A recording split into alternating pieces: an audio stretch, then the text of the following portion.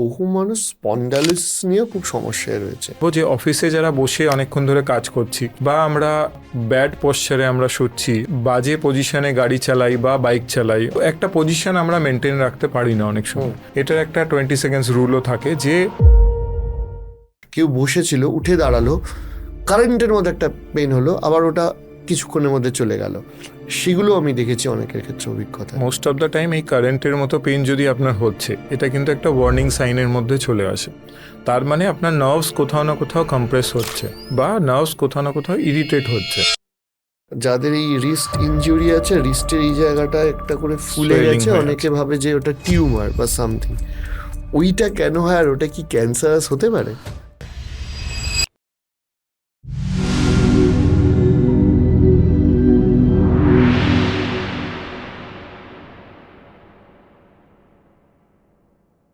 এবার একটা কথা বলুন, যে ফ্রোজেন শোল্ডারের সাথেই যেটা আসে সেটা হচ্ছে বহু মানুষ স্পন্ডালিস নিয়েও খুব সমস্যায় রয়েছে। তিনটে জিনিস: এক হচ্ছে কি ধরনের লাইফস্টাইল রাখা উচিত, দুই হচ্ছে যদি হয় তাহলে কি চিকিৎসা করা উচিত, আর তিন হচ্ছে যে চিকিৎসার পরবর্তীকালেও কি কি সতর্কতা নিয়ে চলা উচিত যাতে এটা রিঅকারেন্সটা না হয়। তো আগে এটাকে স্পন্ডালাইটিস বলা হতো, তার মানে ইনফ্লামেশনের কথাটা বলা হতো। আইটিস মানে ইনফ্লামেশন, তার মানে স্পন্ড মানে স্পাইনের যে কোনো রকমের ইনফ্লামেশন বা যে কোনো রকমের পেন আমরা জেনারেলি স্পন্ডালোসিস মধ্যে ফেলে দিই। তো এটা সার্ভাইকাল স্পাইনে হতে পারে, ডরসাল স্পাইনে হতে পারে, নিচের দিকে লাম্বার স্পাইনে হতে পারে। যেটা আমরা সবচেয়ে কমন পাই সার্ভাইকাল এবং লাম্বার স্পাইনে। কেন? কারণ এই দুটো আমাদের মোবাইল জোন, মানে এগুলো সবচেয়ে বেশি আমাদের মোবিলিটি আছে, তো অবশ্যই এদেরও সবচেয়ে বেশি আমাদের কিন্তু হার্ম হয়।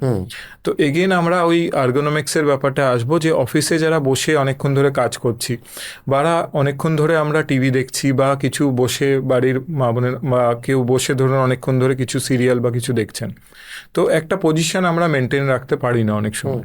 আগে ঝুঁকে যাই, একটা স্লাউচিং পজিশন আমরা বেশিরভাগ সময় নিয়ে নিই।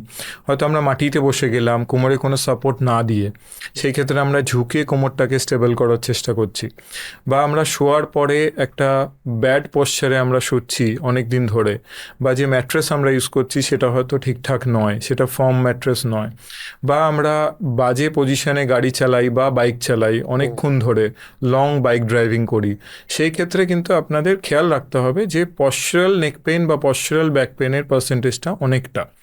সেই ক্ষেত্রে যদি আমরা জাস্ট খেয়াল রাখি যে আমার পশ্চারটাকে মেনটেন করতে হবে, এটার একটা 20 সেকেন্ডস রুলও থাকে, যে যারা অফিসে কাজ করছে তাদের 20 সেকেন্ডসের জন্য অন্য কোথাও 20 ফিট দূরে কিছু একটা দেখতে হবে এবং খেয়াল রাখতে হবে নেকটা আমার স্ট্রেট আছে কিনা। মানে জাস্ট আপনার ধ্যানটাকে ওই কম্পিউটার স্ক্রিন থেকে কিছু সেকেন্ডের জন্য দূরে করে আপনাকে জাস্ট খেয়াল রাখতে হবে আপনি নেকটা স্লাউচ হচ্ছে না তো, আমার লাইক শোল্ডার ড্রুপিং ফরওয়ার্ড হচ্ছে না তো, আমাদের নেকটা বা ব্যাকটা আমরা ঠিক পজিশনে রেখেছি কিনা। এই পশ্চার মেনটেনেন্স কিন্তু আমাদের অনেকটা খেয়াল রাখবে। সেকেন্ড জিনিস এক্সারসাইজ, মাসেল স্ট্রেংথেনিং এক্সারসাইজের কোনো জুড়ি নেই। তো যদি আমরা রেগুলার কিছু আইসোমেট্রিক নেক এবং ব্যাকের এক্সারসাইজ করি, সেগুলোই enough. Simple exercise, plank exercise, just plank পজিশনে আমরা যদি 20 সেকেন্ডস হোল্ড করি, কিছুক্ষণ ধরে ধরে 2-3 বার এটা রিপিট করলাম, ইজি এক্সারসাইজ করলে কিন্তু অনেকটা আমাদের ব্যাক মাসেল স্ট্রেংথেনিং কিন্তু সম্ভব। প্ল্যাঙ্ক অনেকে ওয়েট লুজ করার জন্য করে। একদম একদম। সেকেন্ড হচ্ছে যে এরপরে আমি আসবো যে সব থেকে বেশি যে কেসটা আসে সেটা হচ্ছে ব্যাক ইঞ্জুরিজ, যেটা আমরা একটুখানি ছুঁয়ে গেছি। এই যে ব্যাক মাসেল স্ট্রেন বলুন বা ব্যাক মাসেলের যে প্রবলেমগুলো বলুন, সেগুলো মোটামুটি কতটা ক্রিটিক্যাল হয় আপনাদের কাছে? তো ব্যাক মাসেলের প্রবলেমগুলো প্রথম ক্ষেত্রে যখন অ্যাকিউট পেন নিয়ে আসে আমাদের কাছে, জেনারেলি আমরা দেখি কিছু ভারী আমরা তুললাম, হয়তো নিচে থেকে কিছু ওয়েট লিফটিংয়ের সময় আমাদের হঠাৎ করে ব্যাকে একটা পপ হলো বা কোনো একটা আমরা বুঝতে পারলাম যে মাসেল স্প্যাজম মতো হয়ে গেছে। ব্যাকেও কি যেরকম হাঁটুতে ফলস হয়, ব্যাক মাসেল পেনও কি ফলস হতে পারে? হতে পারে। অনেক সময় আমরা ফিল করব যে কিছু একটা যেন সরে গেল কোমরের কাছে, বা কিছু একটা ফিল হলো যে কোমরের কাছে কিছু প্রবলেম আমার হয়েছে। আর আরেকটা প্রবলেমও হয় যে অনেকের হয় যে ধরুন পশ্চার চেঞ্জ করার সময় একটা কারেন্টের মতো জাস্ট ঝটকায় একটা পেন তৈরি হয়, যে কেউ বসেছিল, উঠে দাঁড়ালো, কারেন্টের মতো একটা পেন হলো, আবার ওটা কিছুক্ষণের মধ্যে চলে গেল, সেগুলো আমি দেখেছি অনেকের ক্ষেত্রে অভিজ্ঞতা। মোস্ট অফ দ্য টাইম এই কারেন্টের মতো পেন যদি আপনার হচ্ছে, এটা কিন্তু একটা ওয়ার্নিং সাইনের মধ্যে চলে আসে। তার মানে আপনার নার্ভস কোথাও না কোথাও কম্প্রেস হচ্ছে বা নার্ভস কোথাও না কোথাও ইরিটেট হচ্ছে। হুম। এটা কোনো মানে কোনো জয়েন্টের কোনো কভারিং দিয়ে বা ক্যাপসুল বা অন্য কিছু দিয়ে হতে পারে, ডেস্ক দিয়ে হতে পারে, বা আপনার পশ্চারটা ব্যাড রাখার জন্য কিন্তু হতে পারে নার্ভে কম্প্রেশন। করণীয় কি সেক্ষেত্রে? করণীয়টা হলো, যদি আপনার নার্ভ কম্প্রেশন বা পাটা কোথাও নাম্ব হয়ে গেছে, পায়ে একটা টিংলিং নামনেস মতো সেন্সেশন থাকছে, বা কারেন্টের মতো এই উঠে দাঁড়ালাম একটা সেন্সেশন হলো, ইউজুয়ালি আমাদের কিন্তু এটা ডক্টর আপনাকে দেখাতেই হবে, এবং কখনো কখনো আপনাদের এমআরআই স্ক্যান অবধিও গিয়ে করতে হবে, যাতে আপনার নার্ভের কন্ডিশনটা আপনারা বুঝতে পারেন যে কোথাও সিরিয়াস কম্প্রেশন হয়ে আছে কি নেই। যদি মাইনর কম্প্রেশন থাকে, সেটা কিন্তু ইজিলি ওষুধের দ্বারা, কখনো কখনো বেল্ট ইউজ করে, বা কখনো আমরা মাসেল এক্সারসাইজ, ফিজিওথেরাপি এগুলো করে কিন্তু আমরা বেনিফিট পেতে পারি। যদি অ্যাডভান্স হয়, সেই ক্ষেত্রে তখন আবার চলে আসে নার্ভ রুট ব্লকস বা ওই ইনজেকশনের কথা যেগুলো আমরা বলছিলাম, বা কখনো কখনো মাইক্রো সার্জারি বা সার্জারির দিকেও আমাদের যেতে হয়। নার্ভ কম্প্রেশন যদি দীর্ঘদিন ধরে এই ধরনের ঘটনাকেও পেলে রাখে, সেক্ষেত্রে কি সমস্যা হয়? সেটাকে আমরা বলি নিউরোপ্যাথি। নিউরোপ্যাথি যদি কোথাও তৈরি হয়ে যায়, বা রেডিকুলোপ্যাথি যদি তৈরি হয়ে যায়, সেই ক্ষেত্রে প্যাথি কথার অর্থ ক্রনিক প্রবলেম অনেক দিন ধরে কিন্তু হচ্ছে। তার মানে নার্ভের যে সাপ্লাইটা ছিল, সেই সাপ্লাইটা চেনটা বন্ধ হয়ে যাচ্ছে, মানে ওর রক্ত সঞ্চালনও কিন্তু কম হচ্ছে। তার মানে ও কিন্তু কাজ করা যে কোনো সময়তে নার্ভ কিন্তু বন্ধ করতে পারে। তো সেই ক্ষেত্রে নার্ভের কিন্তু খুব তাড়াতাড়ি আমাদের ট্রিটমেন্টের দিকে যাওয়া উচিত, এবং আমাদের দেখা উচিত যে কোথায় কোন জায়গায় ডেস্ক বা কিছু দিয়ে নার্ভের ওপর কম্প্রেশন আছে। সেইটার একটু আর্লি ট্রিটমেন্ট কিন্তু করা উচিত, যাতে ওটা পার্মানেন্ট ড্যামেজের দিকে না যায়, কারণ নার্ভ রিগ্রোথ হওয়ার কিন্তু চান্স খুব কম থাকে, মানে প্যারালাইসিসের দিকে যেতে পারে একদম। ওয়েট কন্ট্রোল কতটা ইম্পর্ট্যান্ট ব্যাক পেন কমানোর ক্ষেত্রে? একদম। তো ব্যাক পেন কমানোর ক্ষেত্রে আমি যেটা বলি নর্মালি পেশেন্টদেরও, যে এটা একটা ম্যাচ বক্সের মতো। ম্যাচ বক্সের সামনে একটা দেয়াল আছে, পিছনে একটা দেয়াল আছে, আর মাঝখানে আপনার অর্গ্যান এবং আপনার স্পাইনটা আছে। তো এটা কল্পনা করুন যে একটা সামনের দেয়াল যে ইকুয়াল ওয়েট নেওয়ার কথা, সেইটা একদমই ওয়েট নিচ্ছে না। মানে যাদের ধরুন আমাদের পেটে মেদ রয়েছে, তাদের আমাদের পেটের কিন্তু মাসেলের পাওয়ার বা মাসেলের স্ট্রেংথ খুবই কম।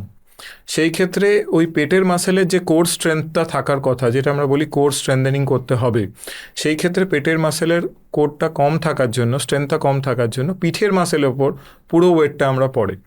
তারপরে আমরা সেটাকে আরও ব্যাড পজিশনে রাখছি, বাজে পজিশনে বসে বা পিঠটাকে গোল করে বসে, স্পাইন স্ট্রেট না রেখে।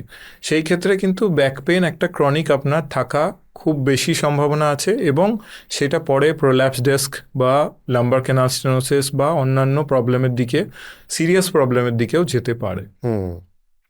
অর্থাৎ এই ধরনের সমস্যা হলে বি ভেরি সিরিয়াস। একদম।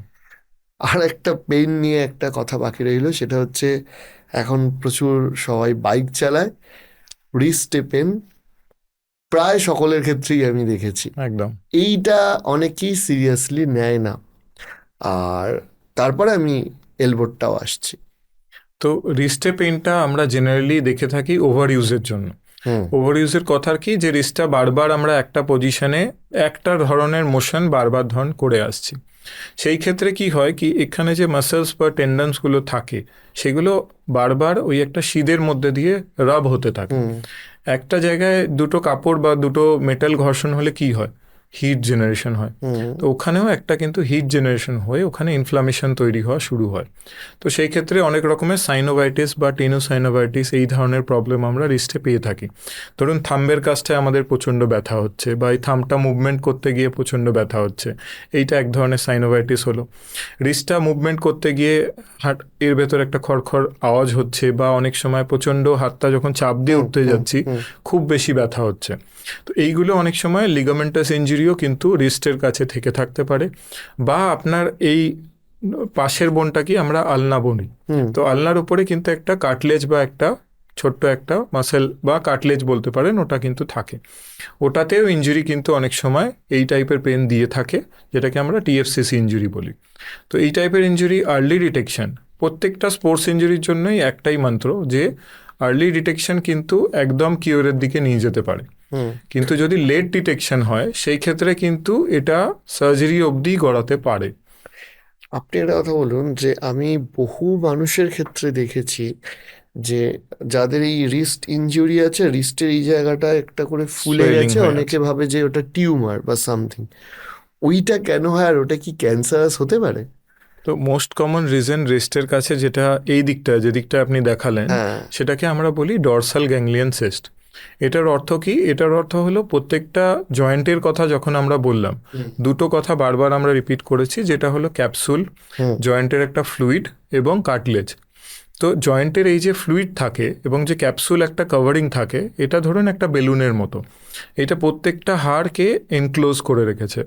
কিছু একটা ছোট্ট ইনজুরি হলো, খেলতে গিয়ে আমরা লাগলো বা বাড়িতে হঠাৎ করে পড়ে গিয়ে আপনি হাতটা দিয়ে হয়তো পড়েছিলেন, হাতে একটা ইনজুরি হয়েছিল। এই ইনজুরিটা হয়তো 10 বছর আগে আপনার হয়েছে, কিন্তু ওখানে একটা মাইনার লিগামেন্টে ধরুন একটা কম্বলের বা মতো একটা শিট আছে, তাতে একটা ছোট্ট রেন্ট তৈরি হয়ে গেছিলো। ওই যে রেন্টটা তৈরি হয়েছিল, যে ছিঁড়ে গেছিল, হালকা একটা লিগামেন্টে ছোট্ট টিয়ার হয়েছিল, ওইখান থেকে ওই বেলুনটা, যেটা আমরা ক্যাপসুলের কথাটা বললাম, ওটা বেলুন আউট করে বাইরের দিকে বেরিয়ে আসে, যেটা কিন্তু জয়েন্টের ফ্লুইডটাকে বাইরে নিয়ে চলে আসে। আচ্ছা। ওই ফ্লুইডটা তখন আমরা বাইরে দিয়ে দেখতে পারি, এবং এটা টিপিক্যাল সাইন হবে যদি আপনি বেন্ড করেন, ফ্লুইডটা একদম প্রমিনেন্টলি দেখা হুম। যাবে। আবার যখন উপরের দিকে করবেন তখন দেখবেন ওটা একটু কমে গেল। আর্লি স্টেজে এই সিস্টটা কিন্তু কনজারভেটিভলি, মানে ব্যায়ামের দ্বারা, ফিজিক্যাল থেরাপি দিয়ে, ওষুধের দ্বারা ম্যানেজ করা যায়। যখন লেট হয়ে যায়, অনেক দিন ধরে সিস্টটা ধীরে ধীরে ধীরে ধীরে বড় হচ্ছে, সেই ক্ষেত্রে কিন্তু ওটা সার্জিক্যাল অপশনের দিকে অনেক সময় যেতে হতে পারে, যেটাতে সিস্টটা বার করে দেওয়া হয়। হুম। ক্যান্সারাস এটা হয় কি হয় না, এটা ডিপেন্ড করে সিস্টটা কী ধরনের। অনেক সময় কিন্তু এই টাইপের সিস্ট কিন্তু ইনফেকশন, মানে টিউবারকুলোসিস থেকেও হতে পারে। রেস্ট টিউবারকুলোসিসে কিন্তু এরকম রেস্ট কিন্তু সোয়েলিং আমরা পেয়ে থাকি, যেটাকে কম্পাউন্ড গ্যাংলিয়ন সিস্ট বলে। হুম। তো ওই টাইপের সিস্টটা আর নর্মাল সিস্টের মধ্যে আমাদের প্রথমে পার্থক্য করে নেওয়া উচিত।